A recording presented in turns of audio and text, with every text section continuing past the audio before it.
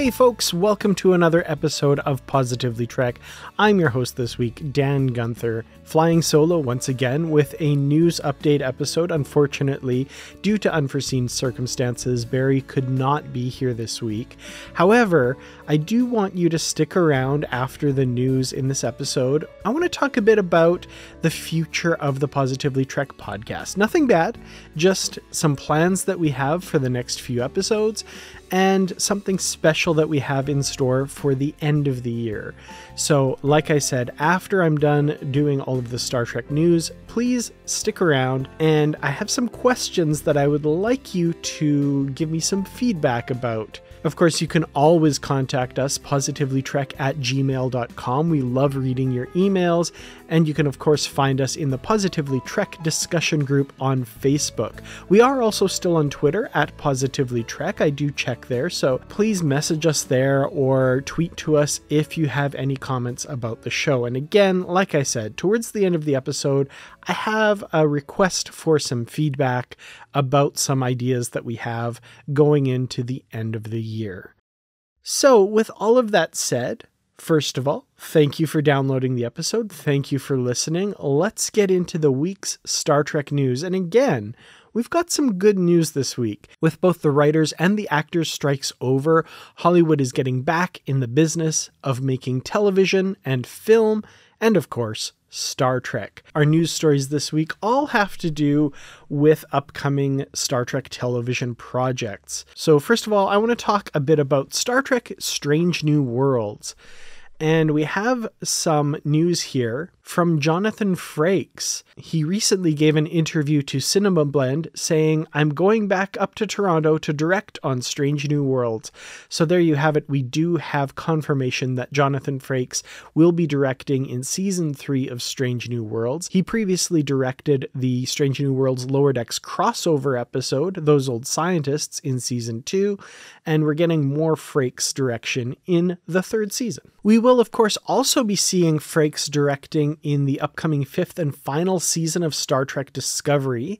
He apparently directed the first part of the 2-part series finale. So really excited for that. I'm so glad that Jonathan Frakes is still a part of the Star Trek universe, both in front of and behind the camera. And of course, Frakes' direction is some of my favorite stuff in recent Star Trek. So the more that Frakes directs, the better. I'm very, very happy for this news. In our next bit of news, we're talking again about another upcoming Star Trek television event, the Star Trek Section 31 Special Movie Event, as they're calling it, basically a made-for-TV movie. And we have a new industry report that the Star Trek Section 31 movie is prepping for production currently. So Section 31, like Discovery and Strange New Worlds, is planning to be filmed in Toronto, and a new production listing update from the Directors Guild of Canada includes the Section 31 movie. Now, in this report, it is codenamed Dover Court under their rumor list, with a prep start time of November. So it should be noted this isn't an official confirmation. These listings do often change. Section 31, for example, previously appeared on that same list over the summer with an October production start date, but of course, because of the strikes, that didn't happen, so it seems it's been pushed down a month. So not an absolutely solid indication of when Section 31 will be going into production, but it is on the radar in Canada here, so I'm very interested to see more news from this as we learn it. November, of course, is quickly drawing to a close. I can't believe we're already on November 23rd today as this episode comes out. And we're definitely going to be keeping our ears to the ground for more news around this and other Star Trek productions. And finally, we have some news on the newest Star Trek series in the pipeline, and that is, of course, Star Trek Starfleet Academy. Recently, Lower Decks Beckett Mariner herself, Tawny Newsome, gave an interview to Trek Movie's All Access Star Trek podcast. In addition to doing the voice of Beckett Mariner on Lower Decks, she is also in the writer's room for Star Trek Starfleet Academy. With the strikes having loomed large over Hollywood in the last few months, now that they're over, of course, course, the actors and the writers are not only working in front of and behind the camera, they're also getting out and doing publicity for upcoming projects. So it's nice that Tawny Newsome is finally able to talk about this a bit. Of course, all of the actors had been gagged during their strike and couldn't speak about projects. So yeah, this interview is really interesting, especially about this show, about which we know very, very little. So first up are some great comments. I love these. We have, of course, a lot of canon police among our audience. Any fandom is, of course, going to have that. I myself have been a bit of a stickler for canon in the past. I've let up on that a little bit lately, but I still feel that integrity of storyline is very important when it comes to canon within Star Trek. In this interview, Tawny Newsome says, quote, "I do feel it will appeal to fans. I will say that there are some people in that room, I might be one of them, that are real canon hound dogs. We got some real canon heads in there with very intense conversations about keeping the Star Trek of it feeling really Star Trek-y. So I hope that'll make everyone who loves Star Trek happy, because it makes me happy. I love being a deputy canon cop." She also spoke a little bit about the aim of the series, mentioning that it is aimed at a slightly younger generation. She says, "I mean, it's the Academy. All things are possible. Also, I like this era. I like the promise of this show because so often we don't get to see what it's like when you're not quite a fully formed Starfleet officer yet. All of our Starfleet officers have to be so good already. What I think has been so fun about Lower Decks is that we've got to see people on the less great ship. So I just think that kids in their academy phase, that's some of the exciting stuff for me. What are you like when you are a teenager who is still figuring this out on the path to becoming these great Starfleet officers?" So Star Trek Starfleet Academy, we don't have a release date for it yet. But of course, as with the other projects, we will bring that news to you as soon as we learn it.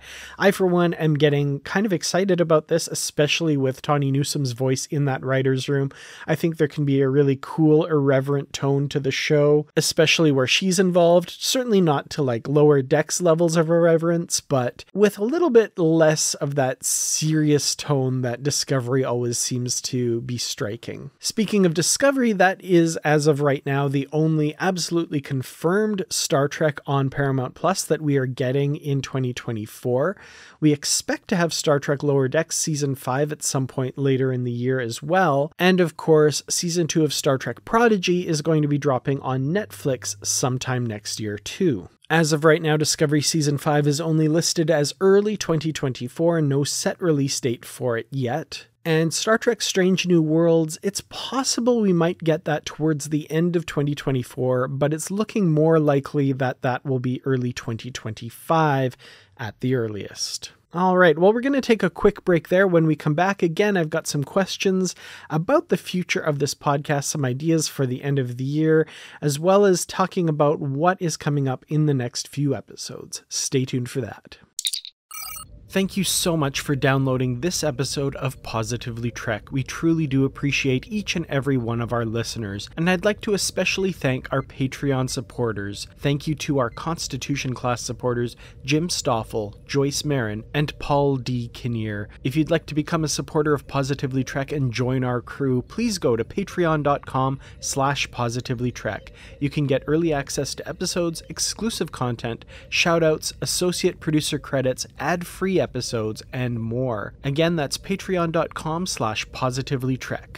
Thank you all, and live long and prosper.